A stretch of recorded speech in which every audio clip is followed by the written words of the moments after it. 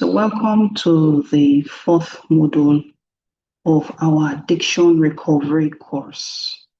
And if you're watching this from the recovery course, welcome to fourth module either way. So here we'll be discussing the protective factors. They are factors, lifestyle, activities, resources that makes it more difficult for you to get addicted and makes it more difficult to relapse. So in a way, it keeps your recovery sturdy. And we've said it repeatedly, recovery is not just about removing the addiction. It's that you're building a life that no longer needs an addiction, that no longer needs to escape, a life you do not need to escape from, a life you enjoy, a life that you're thriving. It's possible to build such a life, and that's the meat of the matter in this module. So here we are hoping that you would, of course, come to understand protective factors. We alluded to it a bit in the third module, and because the factors that will build strength, resources, and habits that will allow you to stay strong during difficult times when life throws you curveballs. Your ability to bounce back is hinged on your resilience factors, your protective factors, and then they would also help reduce the risk of relapse and support your recovery on a longer term. And while you may not have so many protective factors currently, you can build them. So we can build them, we can get better at them, we can strengthen them, and then we can develop them every day. And you want to put them to use again and again.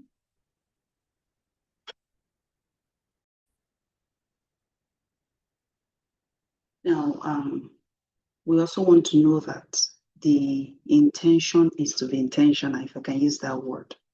Really, perfection is not given to many people, to nobody actually. So you want to see how you can amass as many protective factors as possible and be intentional about utilizing them on a daily basis. And here you also want to identify your current strength. What do you have going for you all this while that you've not taken to heart? Maybe you are someone who knows how to problem solve. You know how to break a big problem into small bits and then be able to work on it from there. Or maybe you have a tightly knit family. People are quite supportive. That's right there is a protective factor. Or you are in a faith community of people that really care and are loving. That's right there is a protective factor. And then you want to also discover practical ways to build stronger resilience. And the ultimate plan at the end of the module is that you should be able to craft your own personal plan that will increase your protection against relapse. And then you want to take intentional steps towards building a healthier and a more meaningful life.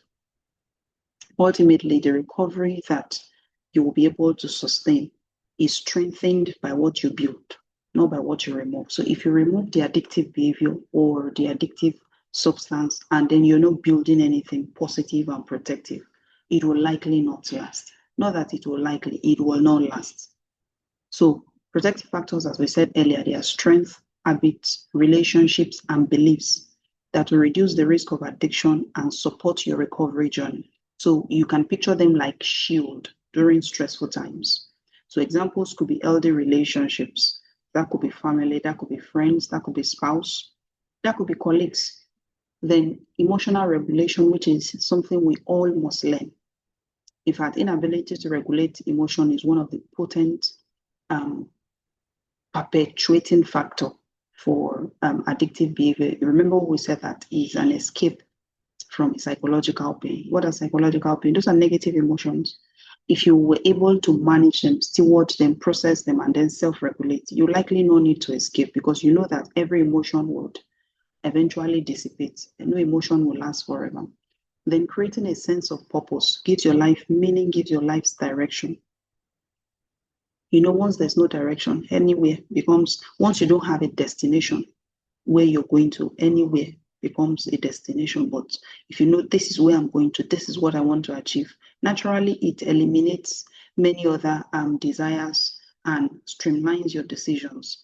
If I may say, then you also want to build healthy coping skills to the stress and the adversities of life. You want to come to that place of a robust, positive self-worth, and then be able to extend compassion to yourself. We said about compassion severally.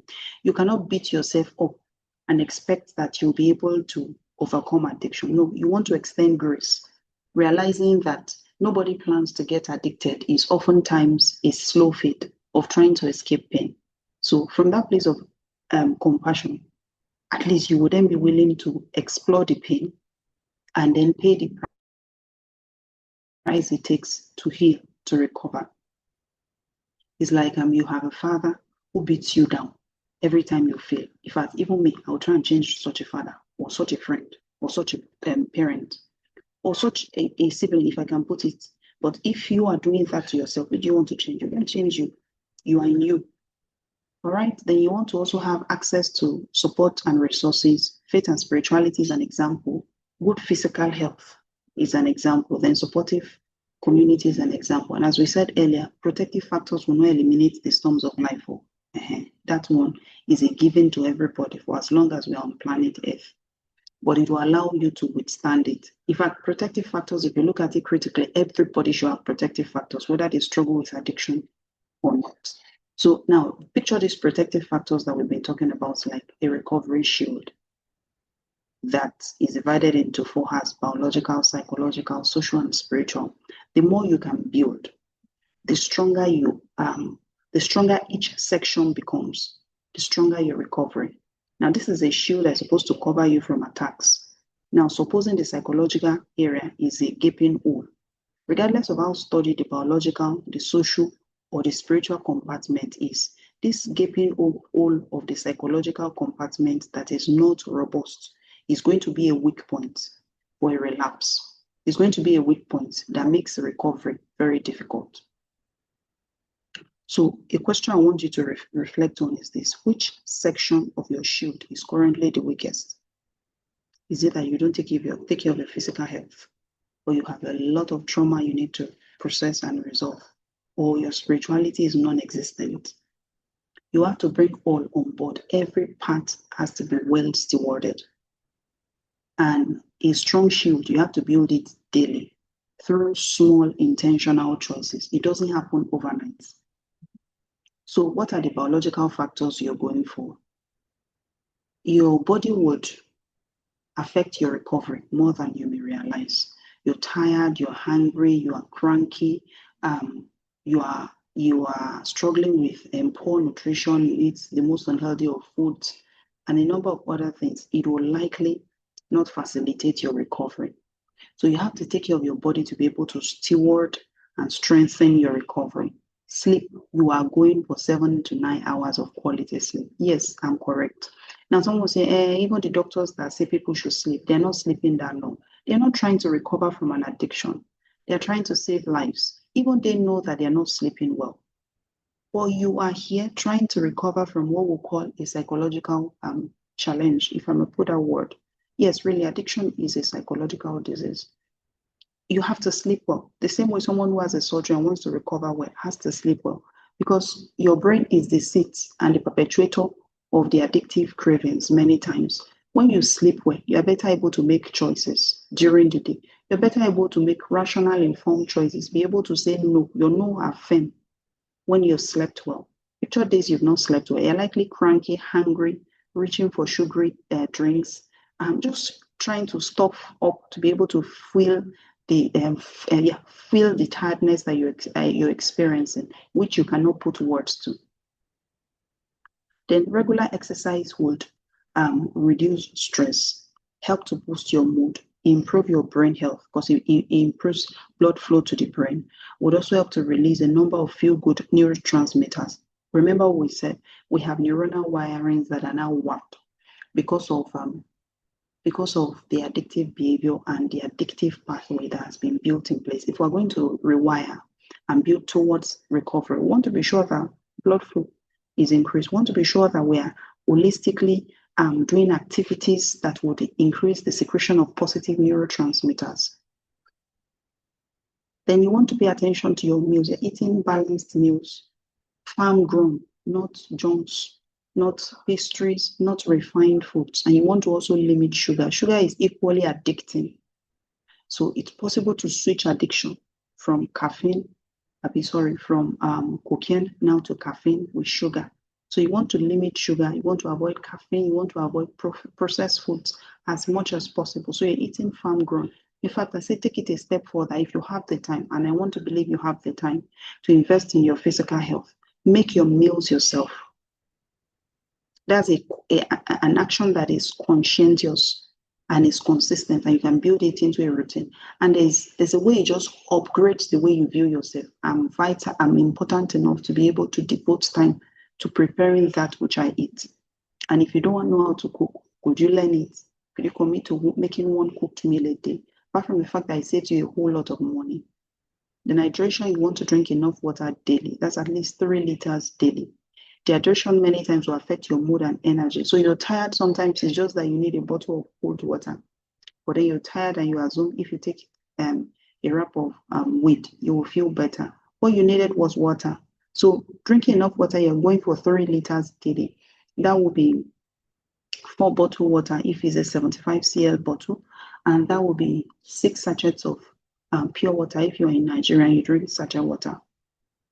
Then healthcare, you want to, if you have medical conditions, you want to make sure they're taken care of. If you're someone who struggles with migraine, find someone to help you medically while you attend to the other things that you can take care of psychologically.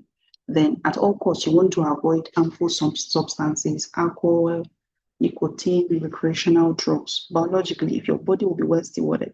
I know someone would then say, I thought this is what I'm trying to recover for. Yes, but I need to say it again, that once you avoid that, you're stewarding your biological protective factors. Psychologically, you are trying to build a healthy mind. A healthy mind will promote strong recovery. Your thoughts, your emotions will influence your choices every day. And when you strengthen your mind, you ultimately strengthen your recovery. So what are some things you want to keep in mind? Emotional awareness. So you want to begin to notice your feelings without judgment. It will take you a while to be able to even identify this is what you're feeling and be able to name what you feel before you act. So you find that you're reaching for the substance or the behavior of addiction. You should be able to ask yourself, what am I feeling? What am I feeling that is making me crave this? Or what happened, what transpired, and how did that make me feel? So self-inquiry is a daily and a frequent thing for you. Then you want to also now build healthy coping mechanisms, learn safe ways to handle stress, pain, difficult emotions. For some is journaling, for some is meditation, for some is finding someone to talk to, but not that you're escaping it.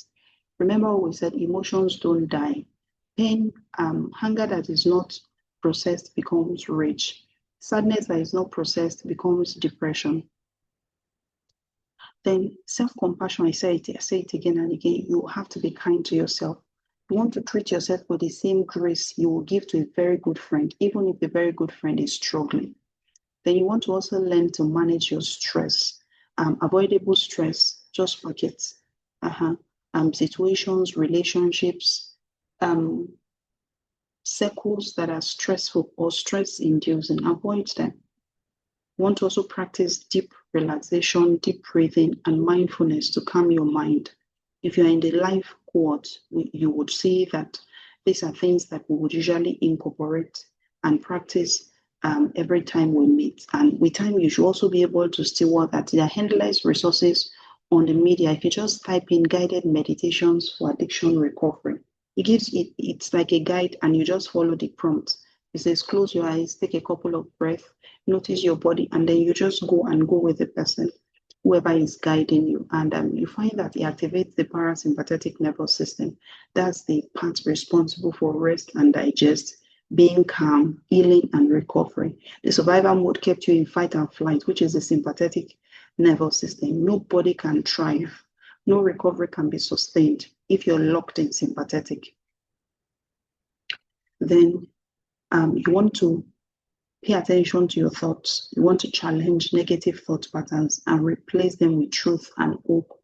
Then you want to also build problem-solving skills. Every problem, regardless of how humongous it may seem, you can break them down into small, actionable steps. And then you focus on that which you can control alone. And then you want to also believe that change is possible for you. For you, hope is something you cannot let go, because it forces perseverance, even on days that you have a relapse, even on days that you're not sure how you're going to get through it. You just have to hold on to hope, come what may. And of course, gratitude. Focus on the good. What you focus on grows. That one is a law of nature. You have to focus on what is working. Okay, you had a relapse yesterday, but you did not today. That's something to be thankful for. You wish you had more money in your account, but you're alive. That's something to be thankful for. If you still have breath in your nostrils, regardless of how bad it may seem, there's something to be thankful for.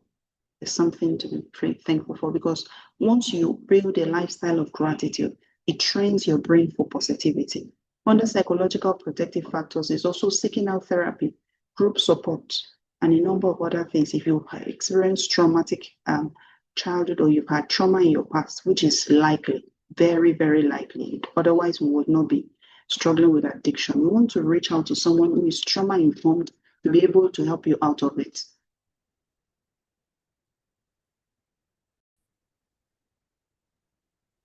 A healthy mind is one of your greatest tools on this recovery journey. And while you cannot control every thought or every experience, you can choose how you respond to them.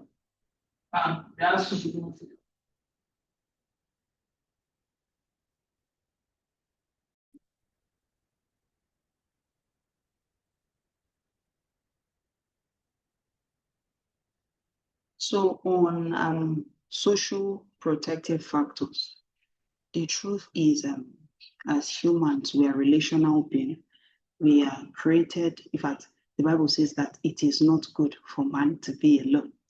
If you're not a Christian, just take it. So it's not good for man to be alone. We are created as relational beings.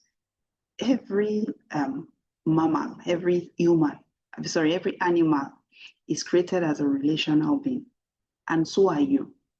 Addiction thrives within the context of disconnection.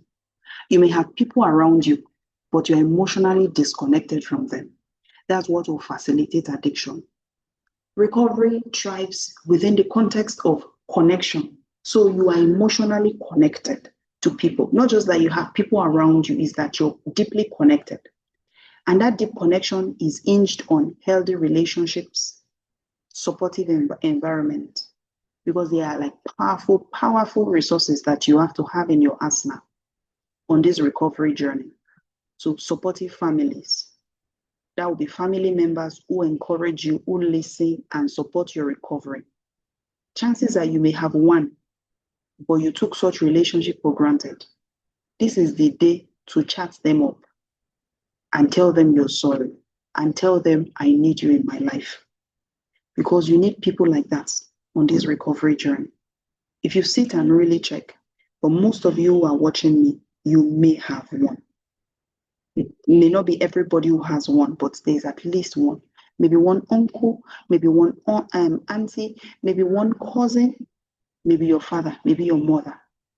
Call them up, chat them up, reestablish that relationship again. Bible says that he that will be friendly, he that will have friends must make himself friendly.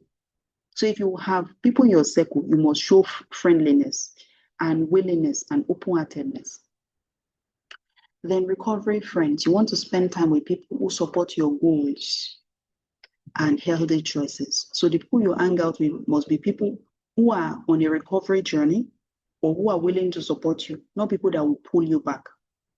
Then you need an accountability partner. All of these ones I'm saying, they're in different cadres.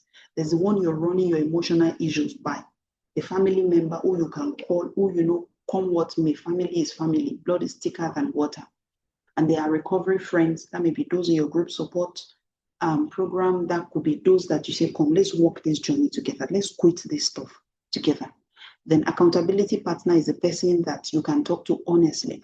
The craving is hard to deal with. And we'll be able to keep you on track. We'll be able to call you up every week and say, Alpha, what happened this week? Any slip-ups, any struggle, or did you do well? You did well, come, I take you out, just to celebrate a week of sobriety. Then you also need a mentor or a role model. Could be someone who has walked the path of addiction before, or just someone whose life you admire. Could be either of that. Then you need a therapist or a counselor to help you process what has happened, to help you heal, grow, and build new tools. Whatever tools you used before that got you to addiction does not work. So let's build new ones. Then faith community. Faith community could be anyone. The hope, the encouragement, the sense of belonging that you're able to get from a faith community is what you're going for, it's what you're hoping for. Then, of course, healthy environment, the places you hang out, the place you stay. If you stay in a hostel where everybody smokes, that's not a healthy environment. It means your recovery journey warrants that you find a new place of residence. Desperate times will call for desperate measures. So you want to choose safe places, positive activities, and workplace that supports your well-being. And someone who is trying to quit from alcoholism cannot be the same person who is running a beer parlor or works in a beer parlor. You understand? Your workplace is going to negate your recovery journey. So you want to surround yourself with people who lift you up, who believe in you, and remind you of the best that is in you. Isolation will feed addiction. Remember that. Connection will strengthen recovery. So what are spiritual protective factors? Spirituality will give us the strength and the purpose we need to stay in recovery. So for the spiritual factors, you're planning to nourish your spirit, to grow your faith, and from there flows purpose. Remember what we said about purpose. If I make a chair, I create the purpose of that chair. Who made you? God, if you're a person of faith. So who decides and determines your purpose? Him. But how do you know the purpose without knowing Him? You see why you have to be deeply rooted spiritually. Because otherwise we will just come out of addiction without purpose. That's not the life we want. We want to be such that in 2 years' time, people that used to know you should ask, you've changed a lot. And that should be the remark. That should be the remark. And really, you can't leverage all of these factors holistically every blessed day and be the same person in 2 years. It's not possible. It's not possible. So spiritual factors, number one on the list here is prayer.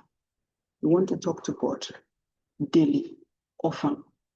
It brings comfort, brings guidance, brings peace in difficult times. Then you want to meditate on the scriptures.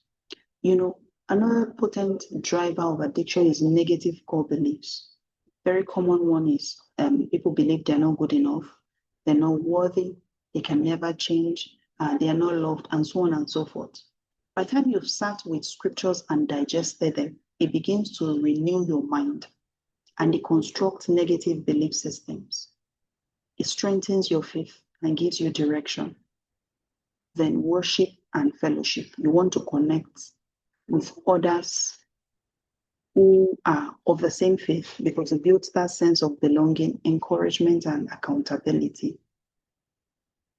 Gratitude, we've mentioned it already. What you focus on grows. Gratitude will shift your mindset from fear, inadequacy, lack, discouragement to hope and contentment. Because all of a sudden you look at your life and you realize, I'm blessed.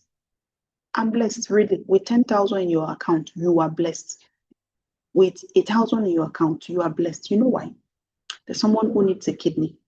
And for the person who needs a kidney who feels they are not blessed, there's someone who is looking for a heart, who is on heart-lung machine. And for that person who says, I need a heart, I'm not blessed, there's someone who is comatose, who is one leg here, one leg on the other side. And there are families who are palpitating, uncertain if this person will recover. So by the time you look at it, there's something to be grateful for. Something to be grateful for. Your job is stressful. Okay, there are those who are on the waiting queue looking for employment. So gratitude is a whole topic that we can sit with endlessly. And if you want us to discuss gratitude, please just send me an email. We'll take it one of these days.